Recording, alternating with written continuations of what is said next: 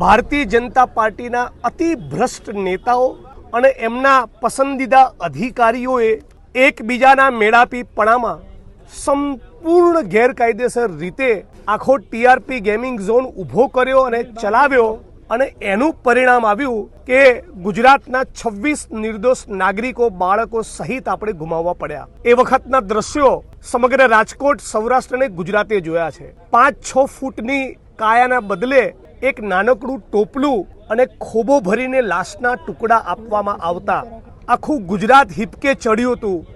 અને એ છતાં સત્તાધારી ભારતીય જનતા પાર્ટીના મનમાં એવું ન થયું કે હવે ફરી આપણા રાજકોટમાં, આપણા ગુજરાતમાં કદી આવી ઘટના ન બને એવું સુનિશ્ચિત કરીએ। એના બદલે ઘટના બની એની તરત મને બરાબર યાદ છે, એફએસએલની ટીમ સ્થળ ઉપર પહોંચે, તપાસ શરૂ થાય એની પહેલાં કાટમાળનો મોટા ભાગનો હિસ્સો ત્યાંથી દૂર કરી દેવામાં આવ્યો।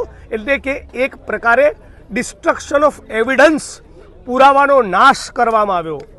જ્યારે પીડિતોના આંસુ લૂછવાનો સમય હતો, એમને એવી હૈયા ધારણ આપવાનો સમય હતો કે બહુ ખોટું થયું છે પણ તમે ચિંતા ન કરો, સરકાર તમારી સાથે છે, એ વખતે એમના માટે સહાનુભૂતિ બતાવવાને બદલે રાજ્યની સરકાર અને અહીંનું પોલીસ પ્રશાસન એ પુરાવાનો નાશ કરવામાં વ્યસ્ત હતું।